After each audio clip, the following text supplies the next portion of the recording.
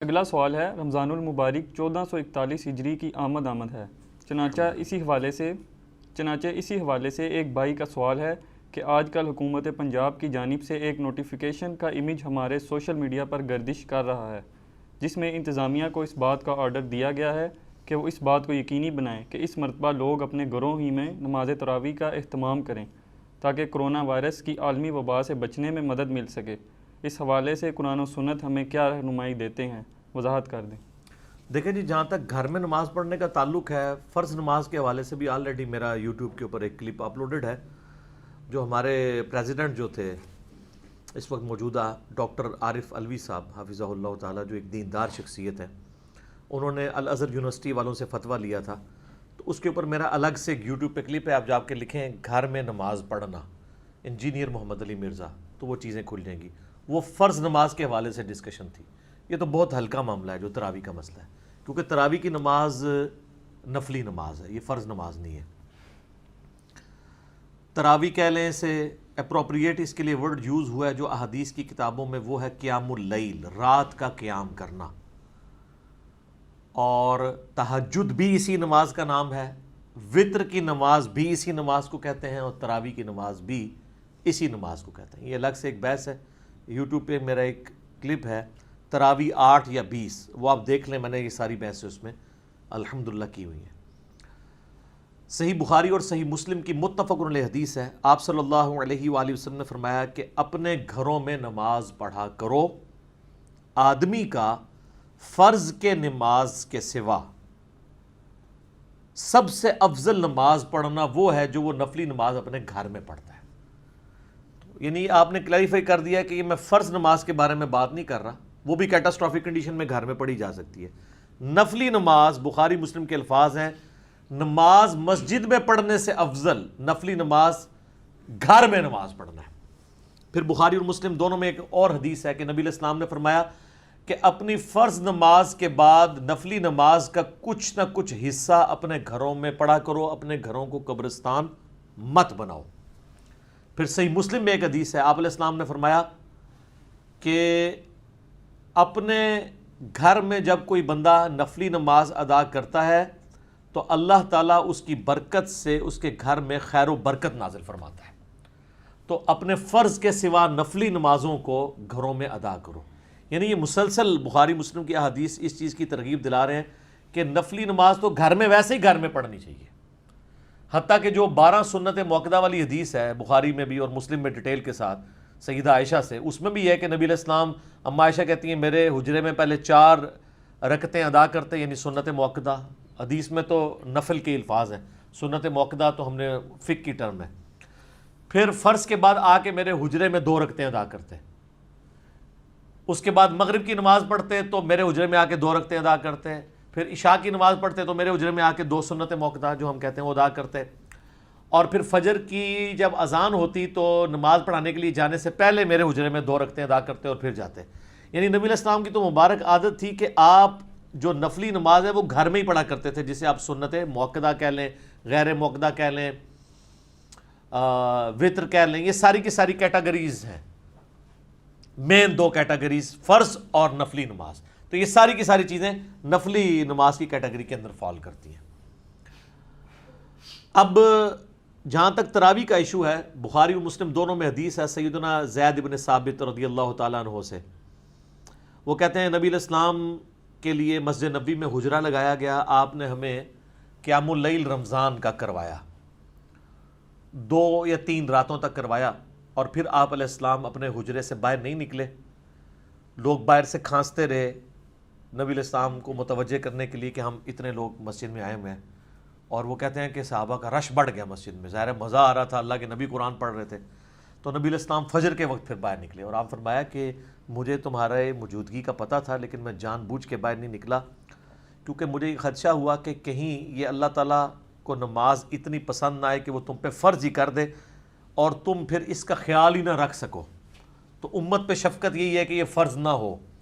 اور پھر ایک طریق کے اندر بخاری کے الفاظ ہیں، آپ علیہ السلام سخت ناراض ہوئے اسی حدیث میں، اور آپ نے فرمایا کہ جاؤ اپنے گھروں میں جا کے نماز پڑھو، اور وہ جو میں نے پہلی حدیث بیان کی تھی نا، وہ اسی حدیث کا حصہ ہے۔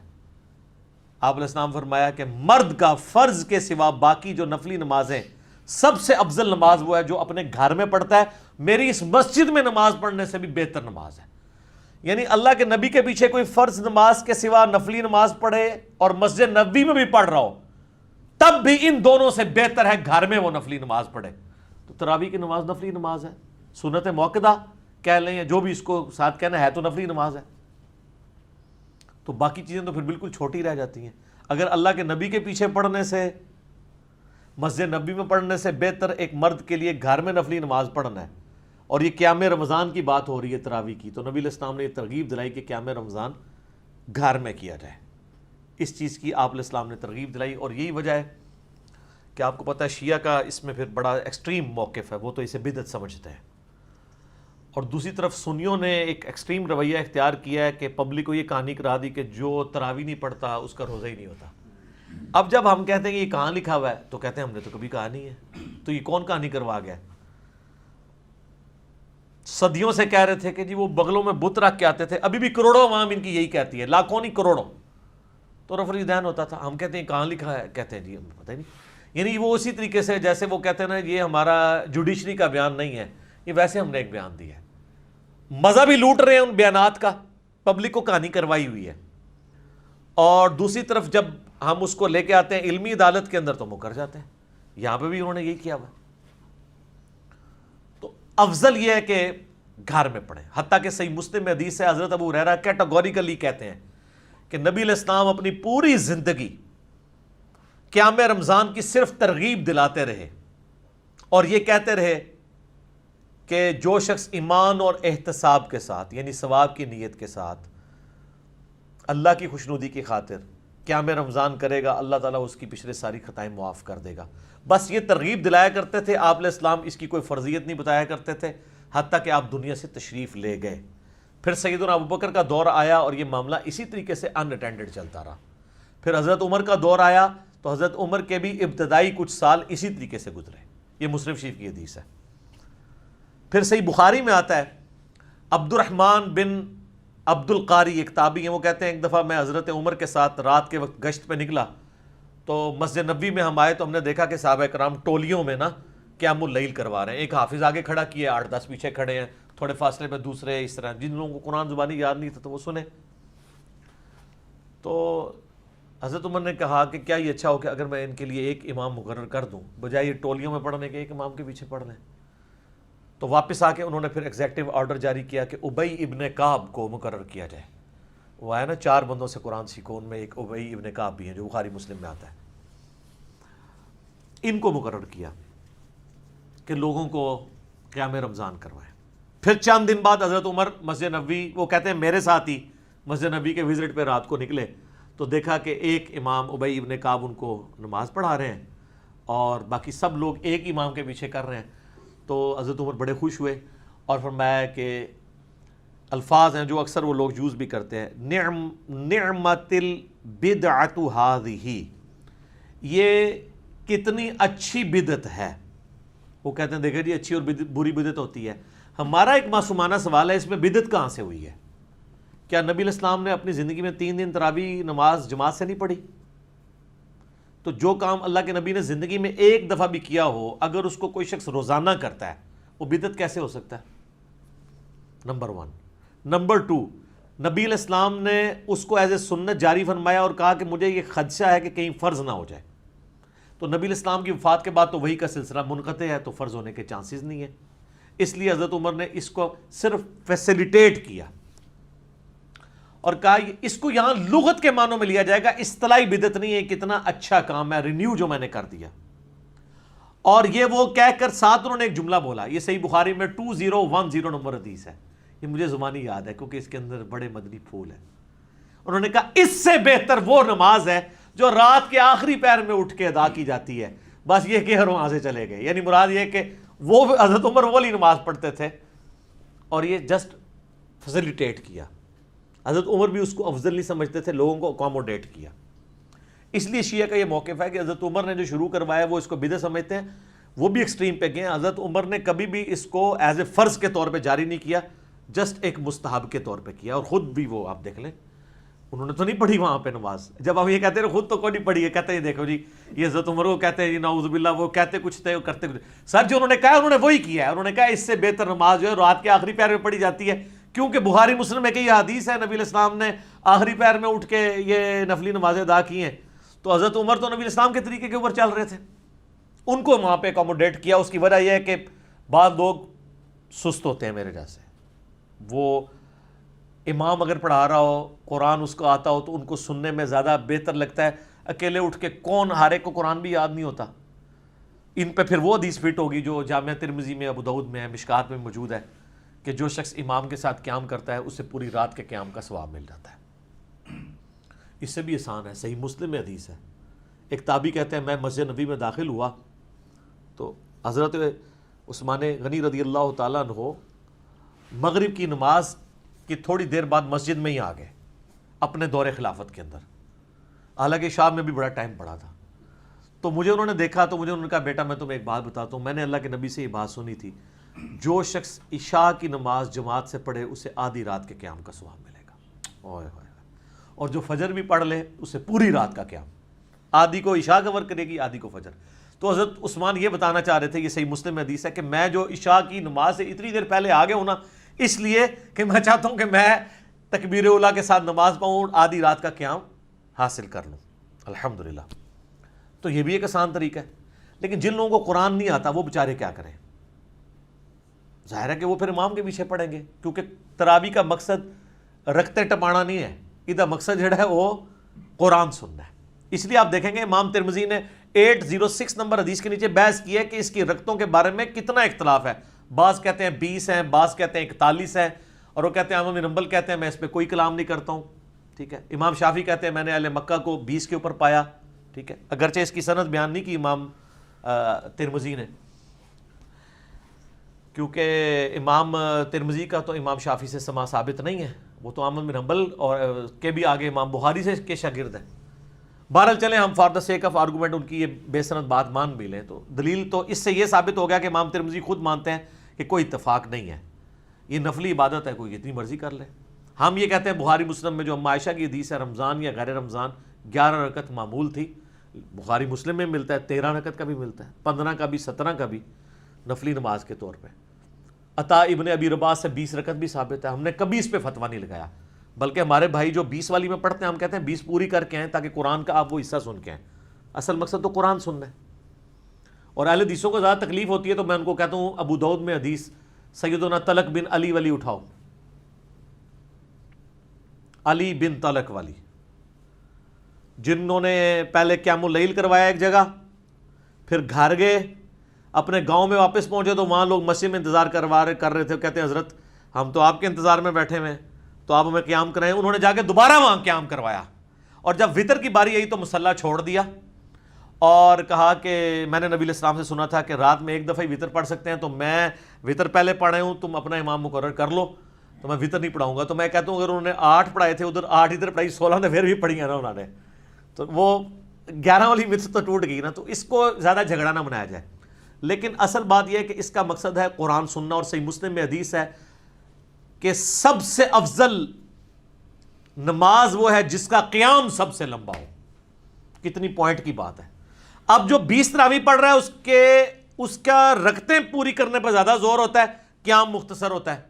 جو 8 پڑھ رہا ہوتا ہے اس کا قیام کے اوپر زور ہوتا ہے اور قرآن سننے کا مزہ آتا ہے. یہ نیچرل چیز ہے. اور صحیح مسلم کی حدیث سپورٹیو ہے کہ سب سے افضل نماز وہ ہے جس کا قیام لمبا ہو, تو قیام میں قرآن سننا ہوتا ہے. تو میں ریکویسٹ کروں گا کہ اگر یہ ایشو چل رہا ہے اس حوالے سے تو یہ بڑا نادر موقع ہے کہ آپ گھر والوں کو سحری سے 1-1.5 گھنٹہ پہلے اٹھائیں اور آخری پہر میں پڑھیں. اگر نہیں پڑھ سکتے تو عشاء کے ساتھ ہی قیام اللیل گھر میں کروائیں. کئی حفاظ ہیں جو اس دفعہ قیام اللیل نہیں کروا سکیں گے اگر یہ صورتحال ہوئی. ابھی پرائم منسٹر کہہ رہے ہیں کہ انہوں نے 25 کو اناؤنس کرنا ہے, پتہ نہیں اب ہو سکتا ہے ریلیکسیشن آ جائے, واللہ عالم. ہم ورسٹ کنڈیشن کو ڈسکس کر لیتے ہیں. تو ٹھیک ہے, حفاظ اپنے گھر میں قیام اللیل کروائیں, اور جو لوگ حافظ نہیں ہیں وہ مصحف سر قرآن ہاتھ میں پکڑ کے قیام اللیل کروائیں. اس میں کوئی حرج نہیں ہے, آپ کروا سکتے ہیں. صحابہ اور تابعین کا عمل ہے. اس کے اوپر میرا آلریڈی ایک کلپ بھی ریکارڈڈ موجود ہے. صحیح بخاری میں انٹرنیشنل نمبر کے مطابق 692 نمبر حدیث کی ہیڈنگ میں امام بخاری نے تعلیقاً یہ نقل کیا ہے کہ سیدہ عائشہ کا غلام تھا زکوان، جو ان کو نماز پڑھایا کرتا تھا مصحف اپنے ہاتھ میں پکڑ کے، لیکن امام بخاری نے اس کی سند نہیں لی. اس کی پوری سند جو ہے وہ سنن کبریٰ البیہقی میں اور المصنف عبد الرزاق میں موجود ہے. اس کے اندر موجود ہے کہ وہ رمضان کا قیام کروایا کرتا تھا اور پوری سند کے ساتھ ہے. تو اس سے ثابت ہوا کہ امام مصحف پکڑ کے بھی قیام کروا سکتا ہے. اچھا، ایک دوسری صورت ہے جو آتی ہے مصنف ابن ابی شیبہ میں کہ انس ابن مالک رضی اللہ تعالیٰ عنہ اپنے شاگردوں کو امامت پہ فائز کرتے اور خود پیچھے مصحف اٹھا کے ان کی سماعت کیا کرتے تھے، ان کی غلطیاں ہائی لائٹ کرتے تھے. یعنی سامع بھی مصحف اٹھا سکتا ہے، لیکن ہر بندہ نہ سامع بنیا کرے. یہ بڑا طریقہ ہوتا ہے لقمہ دینے کا. ہر بندے کو نہیں ہے کہ بعض اوقات وہ متشابہ آیات آتی ہیں، خام خام لقمہ دے دیں گے، کنفیوز ہو جاتا ہے. وہ قاری ایک دو آیات آگے جا کے اس کو خود اندازہ ہو جاتا ہے، وہ واپس آ جاتا ہے. جو ایکسپرٹ لوگ ہیں وہی صرف لقمہ دیں، ادروائز وہ قاری پھر کنفیوز ہو جاتا ہے. اور آپ دیکھتے ہیں کہ جگہ لڑائی بھی ہو جاتی ہے. اور ویسے اب قاریوں کے لیے چھلانگیں مارنا بھی مشکل ہو گیا. پہلے جب ہم چھوٹے چھوٹے تھے، قاری بڑی بڑی 2-3 رکوعوں کی چھلانگیں مار دیتے تھے. جو کمزور ہوتا تھا نکل جاتے تھے پیچھے، کوئی سامنے کے ساتھ ملا ہوتا تھا. اب ہر بندے نے وہ ٹچ سکرین موبائل اٹھایا ہوتا ہے، تو میرے نزدیک وہ بھی جائز ہے. ظاہر ہے مصحف کے ایکویلنٹ ہے، بلکہ اس سے بہتر ہے. مصحف کے لیے تو وہ مصنف ابن ابی شیبہ میں آتا ہے کہ وہ تابعین نے آگے پھٹے اور ڈیسک رکھے ہوتے تھے، جب سجدے میں جانے رکھتے تھے اس کے اوپر وہ رکھتے تھے تاکہ اس کو زمین پہ نہ رکھیں. اس کا ادب ہے نا. تو موبائل کے لیے تو مسئلہ ہی نہیں ہے، وہ آپ اسی طریقے سے اس کو جیب میں ڈال لیں گے. لیکن ایئر فلائٹ موڈ اے نہ تسی اپنے میسج بھی چیک کرتے رہو، ایک کام نہیں ہونا چاہیے. ایئر فلائٹ موڈ میں رکھیں، اور اس میں آپ، اور بہتر ہے کہ آپ ترجمہ بھی ساتھ پیرلل میں کھول لیں تاکہ آپ پیرلل میں اپنا ترجمہ بھی کور کریں. آپ کا پورے کا پورا قرآن کور ہو جائے گا. کتنی بڑی یہ نعمت ہے. اور اس میں فرض نماز یا نفلی نماز کی کوئی تخصیص نہیں ہے. اپنی اصل میں یہ چیز ثابت ہو گئی ہے، کیونکہ صحیح مسلم میں آتا ہے کہ نبی صلی اللہ علیہ وآلہ وسلم، صحابہ کرام کہتے ہیں کہ ہمیں نماز پڑھایا کرتے تھے، اور جب اللہ تعالیٰ کی رحمت کی آیات آتی تو وہ قرآن کی قرات روک کے اللہ سے دعائیں کیا کرتے تھے، رحمت کی، جنت کا سوال کرتے تھے. یہ فرض نماز کے لیے صحیح مسلم میں. اور جب جو ہے وہ عذاب کی آیات آتی تو آپ ادھر ہی قرات روک کے اللہ تعالیٰ سے عذاب جہنم کے اگینسٹ پناہ مانگا کرتے تھے. تو اس میں فرض و نفل کی کوئی تخصیص نہیں ہے، اپنی اصل میں چیز ثابت ہے کہ آپ اس طریقے سے دیکھیں کتنی کنسنٹریشن ہے. آپ کو تراویح پڑھنا آسان ہو جائے گا. ادروائز آپ کو تو کوئی انٹرسٹ نہیں ہے سوائے طرز کے، بس ٹون کے ساتھ لوگ چل رہے ہوتے ہیں. اور بعض تو اس میں ہوتے ہیں کہ بس یعلمون تعلمون سمجھ آئے، 20 منٹ میں 20 تراویحیں ختم ہو جائیں. حالانکہ اس کا مقصد تو قرآن سننا ہے. میرے خیال میں ایٹ لیسٹ تراویحوں میں 2 گھنٹہ چاہیے ہوتا ہے. اگر آپ نے مصحف کا اتنا حصہ پڑھنا ہے کہ آپ ایک رمضان میں پورا قرآن مکمل کریں. اور آپ دیکھ لیں اہل حدیث کتنے آرام سے پڑھتے ہیں، عموماً 2 گھنٹے ان کے لگتے ہیں 8 تراویح میں. تو حنفی تو 2 دفعہ 20 پڑھ کے چلے جائیں تو اتنے وقت میں جا سکتے ہیں. ٹھیک ہے، تو وہ مقصد نہیں ہے نا. تو اہل حدیث کے یہاں آپ کو پتہ قرات کا بھی شوق بھی ہے، پھر پڑھتے بھی سکون کے ساتھ ہیں، کچھ چھلانگیں بھی نہیں ہوتی ہیں. اور ہر دوسرے بندے نے موبائل اور مصحف، آپ حرمین میں بھی دیکھ لیں لوگوں نے مصحف اٹھائے ہوتے ہیں، وہ قاری غلطی کر ہی نہیں سکتا، فوراً پکڑا جائے گا، ڈنڈی مار ہی نہیں سکتا. تو یہ ایک بہت بڑی نعمت ہے، اس کو یوٹیلائز کریں. میں تو کہتا ہوں یہ موقع آیا ہے کہ اپنے گھر میں آپ قیام اللیل کروائیں، ڈیسک رکھے سامنے، مصحف ہاتھ میں اٹھائیں یا موبائل میں آپ یہ قیام اللیل کروانا شروع کریں. اور پیچھے والے جو ہیں وہ بھی بے شک لے کے کھڑے ہو جائیں، ساتھ ترجمے والا قرآن ہو تو زیادہ بہتر ہے تاکہ آپ کو پتہ چلے کہ کیا پڑھا جا رہا ہے. آپ بڑا انجوائے کریں گے اس کو. تو میں تو کہتا ہوں اس موقع کو غنیمت جانیں اور اس کی اصل کو سپورٹیو حدیث بھی ہے. بخاری مسلم دونوں میں حدیث ہے کہ نبی علیہ السلام اپنی نواسی امامہ بنت ابی العاص کو اپنی گود میں اٹھا کے، صحابہ کرام کہتے ہیں میں فرض نماز کی امامت کروایا کرتے تھے. جب آپ رکوع اور سجدے میں جانے لگتے تو اس بچی کو سائڈ پہ بٹھا دیتے، جب آپ قیام میں آتے دوبارہ اٹھا کے گود میں اٹھا لیتے. اور سنن نسائی میں اور مسند احمد میں تو سیدنا حسن حسین کے بارے میں کہ نبی علیہ السلام ان کو اٹھاتے تھے، کندھے پہ سوار ہوتے تھے، نماز پڑھ رہے ہوتے تھے. جب آپ رکوع میں جانے لگتے اٹھا کے سائڈ پہ رکھتے، جب سجدے میں جاتے وہ پھر چڑھ جاتے اوپر، پھر آپ علیہ السلام سجدہ لمبا کر دیتے، اور جب آپ 2 سجدوں کے درمیان بیٹھتے اٹھنے لگتے تو یوں پکڑ کے سائڈ پہ کرواتے. بعد میں صحابہ کرام نے کہا یا رسول اللہ گھر چھوڑ آتے ہیں، تو آپ کہتے نہیں ٹھیک ہے. تو یہ اصل موجود ہے کہ اگر بچوں کو، نواسوں کو اٹھا کے آپ فرض نماز پڑھا سکتے ہیں تو سر مصحف اٹھا کے کیوں نہیں؟ یہ اس کی اصل ہے. یہ اس لیے کہ یہ احادیث کے اندر ہے. تو انہوں نے فقہ حنفی میں در مختار میں لکھا ہے کہ آپ کتا اٹھا کے، اگر سر لکھا ہوا ہے برا نہ منائیو, کتا اٹھا کے وہ کہتے ہیں اگر آپ نماز پڑھیں تو آپ کی نماز درست ہے, لیکن اگر آپ بچے کو اٹھا کے نماز پڑھیں تو نماز درست نہیں ہے, کیونکہ وہ حدیث میں ہے اور ہم نے ہر کام حدیث کے الٹ کرنا ہے. لیکن انہوں نے لکھا ہے اس میں ایک وہ لکھا ہوتا ہے نا فائدہ فے ڈال کے, ٹھیک ہے, بعض لوگ وہ لکھتے ہیں نا ایک مدنی پھول بھی ساتھ انہوں نے لکھا ہے کہ بہتر یہ کہ جب آپ کتا اٹھا کے نماز پڑھنے لگے تو اس کا منہ باندھ دیں, کیونکہ کتے کی تھوک ناپاک ہوتی ہے کہ وہ زبان ہی نہ مار دے آپ کو.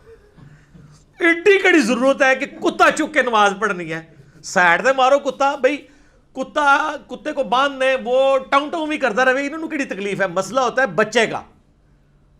اور جناب بخاری مسلم میں حدیث ہے, نبی علیہ السلام فرماتے ہیں کہ بعض اوقات میرا دل کر رہا ہوتا ہے میں لمبی قرات کروں, لیکن میں کسی بچے کے رونے کی آواز سنتا ہوں تو میں اپنی قرات مختصر کر دیتا ہوں کہ اس کی ماں کے دل پہ کیا گزر رہی ہوگی. یہ بخاری مسلم دونوں میں حدیث ہے.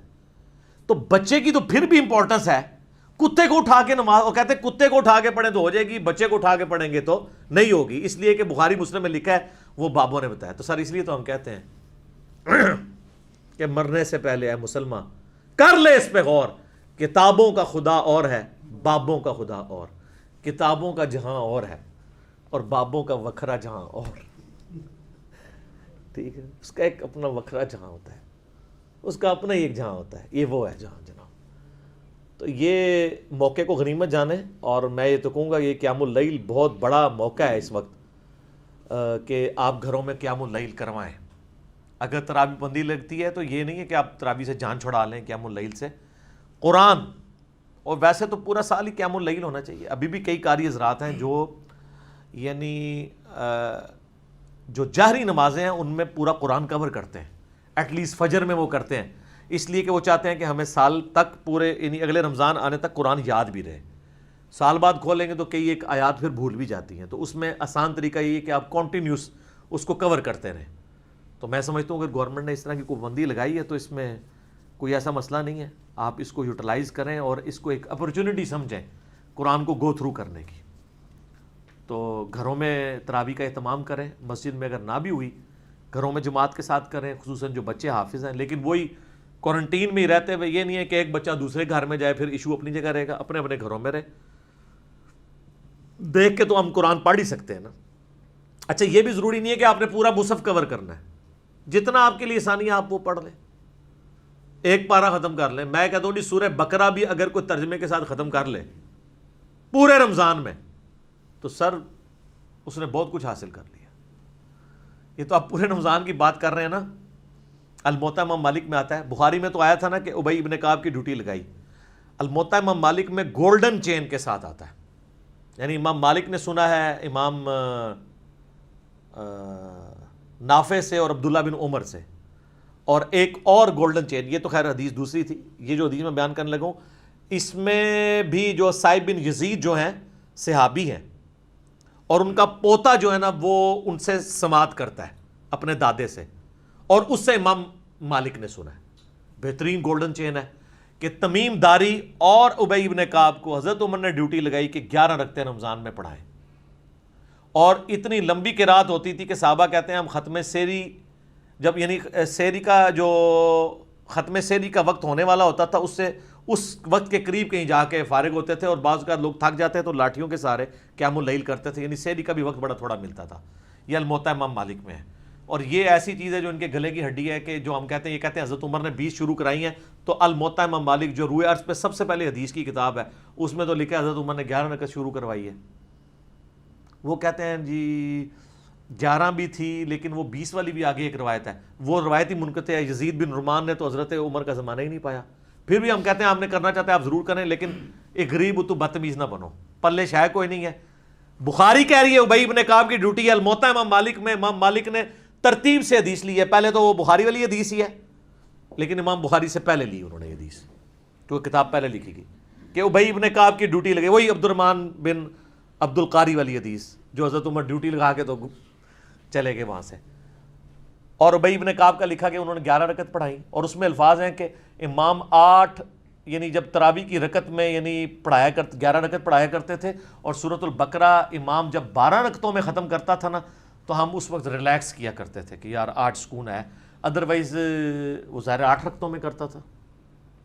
12 اس طرح بن گئی نا کہ 8 قیام اللیل کی ہو گئی, اور وطر کی 2 رکعتیں 10 اور 2 عشاء کے فرضوں کی جاری رکعتیں، تو یہ 12 رکعتیں اس طرح پوری ہو جاتی ہیں۔ تو لہٰذا اہل حدیث جو اکثر لوگ اعتراض کرتے ہیں نا کہ اہل حدیث عشاء کے فرضوں میں کیوں قیام اللیل شروع کروا دیتے ہیں، تو یہ جائز ہے، الموطا مالک میں سپورٹیو اس کو حدیث موجود ہے۔ تو صحابہ کرام تو جناب روزانہ سورہ بقرہ کے برابر پڑھتے تھے، تو سورہ بقرہ کتنے پڑھتا ہے؟ 2.5 پاڑے پڑھتے تھے، اور جا کے ساری کے قریب فارغ ہوتے تھے۔ اس کا مطلب ہے یعلمون تعلمون نہیں پڑھتے تھے، سکون سے پڑھتے تھے۔ اچھا میرا سوال ہے، برا نہیں بنانا آپ نے، یہ آپ کے بزرگ جو روزانہ 3 قرآن اور 8 قرآن رات کو پڑھتے تھے، وہ کیسے پڑھتے تھے؟ صحابہ کرام تو نہیں پڑھ سکتے تھے۔ صحیح مسلم میں حدیث ہے، نبی علیہ السلام فرمایا تم میں سے کس کی استطاعت ہے کہ 1/3 قرآن روزانہ رات میں پڑھے؟ صحابہ نے کہا کہ یا رسول اللہ اتنی استطاعت کس میں ہو سکتی ہے؟ جن کا وکھرا جہاں ہو وہی کر سکتے ہیں۔ تو حضور نے فرمایا کہ سورہ اخلاص پڑھ لو، 1/3 قرآن کے برابر ہے۔ اگر یہ اپنے بابوں کے لیے کہنا کہ 24 ٹائمز وہ سورہ اخلاص پڑھتے تھے، اس سے مراد 8 قرآن تو ہم مان لیں گے۔ بلکہ ترمذی میں تو حدیث ہے جس نے 3 دن سے کم میں قرآن پڑھا اس نے قرآن کے فہم کا حق ہی نہیں ادا کیا، اور یہ ان کو کہا جا رہا ہے جن کو عربی آتی تھی۔ جنہوں عربی آندھی نہیں ہے وہ اگر روزانہ 61 قرآن 3 قرآن 8 قرآن، وہ کہتے ہیں جی امام حنیفہ 61 قرآن پڑھتے تھے۔ 61 کس طرح؟ وہ کہتے ہیں جناب 1 قرآن جو ہے نا دن میں پڑھتے تھے اور 1 رات میں، کتنے ہو گئے؟ 60 30 روزے ہوئے، اور 1 تراویح بھی پڑھتے سب، 61 ہو گئے۔ اور یہ عمومی عمل تھا ان کا، کیونکہ 29 بھی روزے ہوتے تھے۔ جب 29 ہوتے ہوں گے تو پھر 2 قرآن کم ہو جاتے ہوں گے نا، 59۔ مطلب کہانی ہے، لیکن اس کو ڈسکس کرنے میں تو مسئلہ نہیں ہے۔ جو مرضی کہانی کراتے رہیں جی، آپ جو مرضی لوگوں کو بتائیں۔ بہرحال یہ تراویح قیام اللیل گھر میں کروا سکتے ہیں، اور بلکہ یہ افضل ہے کہ گھر میں کیا جائے۔ اب کچھ تلک باتیں سے ریلیٹڈ ہیں، میں وہ اشارتاً کر دیتا ہوں کہ یہ اگر یہ افضل تھی اور یہ کتابوں میں لکھی ہوئی تھی تو یہ آپ کو کیوں نہیں بتائی گئی؟ اس لیے کہ یہاں پر پوری اکانومی اس سسٹم کے اوپر چل رہی ہے۔ کیونکہ اگر مسجد میں قیام اللیل کروانا ہے تو اس کے لیے آپ کو حفاظ چاہیے، حفاظ پروڈیوس کرنے کے لیے آپ کو مدرسے چاہیے، اور ظاہر ہے جب مدرسے بنیں گے تو مدرسے جو وہ کسی انکم کے اوپر ہی چلیں گے نا، تو ایک چندہ بک بھی چاہیے۔ اور پھر حال یہ ہوگا الٹیمیٹلی کہ وہ چندوں کے نام پہ حافظ تو شاید 10 نکل رہے ہوں، لیکن 10,000 حفاظ کے برابر چندہ، یہ پورے کا پورا روٹی روزی کا نظام جو ہے نا وہ اسی سسٹم سے تحت چل رہا ہے۔ اور اگر یہ سمجھتا ہے میں جھوٹ بول رہا ہوں تو ان کو کہیں کہ حافظ قرآن کی کوئی ایک فضیلت مجھے قرآن و حدیث سے بتائیں جو چھڑے حافظ کی فضیلت ہو، جس کو قرآن کا حلال اور حرام ہونا نہ پتہ ہو۔ جتنی حافظ قرآن کے فضائل ہیں وہ تو اس کے حلال کو حلال اور حرام کو حرام جاننے والی۔ ابو داؤد میں حدیث ہے، مسند احمد کے اندر حدیثیں ہیں، المستدرک الحاکم میں کئی حدیثیں موجود ہیں۔ تو آپ تو طوطے بنا کے نکال رہے ہیں، ان کو تو پتہ ہی نہیں قرآن میں لکھا کیا ہوا ہے۔ یہ تو وہ لوگ ہیں کہ یہ عذاب کی آیات پڑھیں تو عوام کہتی ہے سبحان اللہ، اور وہ خود بھی جب ادھر آ کے عوام میں بیٹھے ہوتے ہیں وہ بھی سبحان اللہ کہہ رہے ہوتے ہیں۔ وَلِعَوْذُ بِاللَّهِ تعالیٰ تو نہیں پڑھیں گے، اللہم اجرنا من النار تو نہیں پڑھیں گے، ان کو پتہ ہی نہیں ہے۔ بلکہ مجھے اگلے دن وہ جو زائد بھائی ہیں نا اسلام 360 والے، انہوں نے مجھے فون پہ کہا کہ اس طرح ہمارے ایک قریبی دوست ہیں، تو انہوں نے باقاعدہ علماء کرام سے میٹنگ کی، کہتے ہیں وہ آپ کے لیکچرز کی وجہ سے انورٹڈ قوما میں گمراہ ہوئے، اور کراچی کے اندر تو کافی علماء کے پاس وہ گئے۔ انہوں نے کہا کہ جی میری ریکویسٹ ہے، میں آپ کو فائنانس تو کرتا ہوں، وہ کئی مدرسوں کو سپورٹ کرتے ہیں فائنینشلی، تو مہربانی کریں آپ نا صرف یہ چیز ایڈ کر لیں کہ حافظ قرآن کو اس وقت تک حفظ کی ڈگری نہیں دی جائے گی جب تک کہ وہ ترجمہ نہ ایک دفعہ کور کر لے۔ ایڈی سادی گل ہے سرکار، کوئی بھی عالم تیار نہیں ہوا اس کے لیے۔ اچھا کرتے ہیں دیکھ لیتے ہیں، میں نے کہا یار میں مان نہیں سکتا وہ یہ بھی کہیں، وہ تو سیدھے ہو جائیں گے آپ کے ساتھ۔ کہتے نہیں کچھ سیدھے بھی ہوئے ہیں، انہوں نے کہا یہ کام نہیں کرنا، یہ غلط ہے۔ تو میں نے کہا وہ جو دوسرے بھی کہہ رہے تھے نا وہ شرم و شرمی کہہ رہے ہیں، اندر سے وہ بھی گالیاں نکال رہے تھے۔ وہ تو نہیں اس چیز کو حرام سمجھتے، کیونکہ ان کو پتہ ہے کہ ترجمہ آ گیا تو پھر تو یہ ہمارے گھاٹے فٹ ہو جائیں گے۔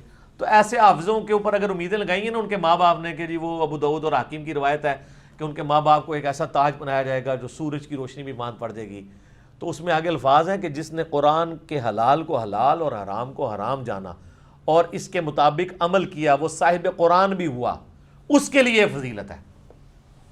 وہ کہتا ہے جی لے جائے گا جی 7 بندیاں نو کتنے کتنے لے جائے گا؟ 7 سب تو پہلے تو اپنے استاد نو لے کے جائے گا نا جنہیں بغیر ترجمے اور تفسیر دے انہوں قرآن پڑھایا سی، جتنے بھی لے کے جانا سی۔ تو انہوں پتا ہے جو اس تو بغیر ہوئے گا تو کتنے جا رہا ہوئے گا۔ اس لیے آپ دیکھتے ہیں کہ حافظ جتنے بن کے نکلتے ہیں نا، یقین کریں ان کے جب آپ دنیا میں کرتوت دیکھتے ہیں تو شیطان بھی پناہ مانگتا ہے۔ عام بندہ اڈا بڑا شیطان نہیں بنتا جتنا حافظ بنتا ہے، یہ آپ نے اکثر سنا ہے۔ بلکہ کئی جو گنڈے ڈان ہوتے ہیں نا ان کے ساتھ باقاعدہ بولے جاتے ہیں یار وہ حافظ بھی ہے، اور تاکہ دوسرے ڈان چھوٹے موٹے ڈر جان کے اچھا یار حافظ بھی ہے۔ اس کی وجہ ایک نیچرل وجہ یہ ہے کہ شیطان ان پہ زیادہ اٹیک کرتا ہے نا، اس میں چانس ہوتے ہیں کہ وہ کبھی ترجمے سے کھول کے پڑھ ہی لے۔ بل میں نے اپنی زندگی میں یعنی اگر انسانوں میں شیاطین دیکھے ہیں نا، عام لوگ اور جو حافظ بگڑے ہوئے ہیں، سر توبہ توبہ توبہ کرو۔ آپ دیکھ لیں مولویوں کے بچے جب بگڑتے ہیں نا سر، بدماشوں کے بچے اس لیول پہ نہیں جاتے ہیں جس لیول پہ وہ جاتے ہیں، وہ جناب اگلی پچھلی ساری کسریں کٹ دینے۔ کیونکہ حافظوں کا تو کئی معاملات میں بڑی چھوٹی عمر میں مدرسوں میں ایکسپوئر ہو جاتا ہے، یعنی میں کوڈ ورڈ میں بات کر رہا ہوں، پھر یہ برا مانتے ہیں۔ تو اس لیے وہ تو بڑی ایک مشکل لائف سے گزرے ہوتے ہیں، پھر اللہ معافی دے جب باہر نکلتے ہیں تو وہ پھر سارے اگلے پچھلے بدلے نکالتے ہیں۔ تو جی مختصر یہ ہے کہ جناب اس موقع کو غنیمت جانے، اس دفعہ تراویاں پڑھو، اور من امید ہے کہ اس دفعہ تم سمجھ کے پڑھو گے تو اہلیاں تراویاں تھوڑی قبول ہوں گی انشاءاللہ تعالی، انشاءاللہ۔ ٹھیک ہو گیا جی؟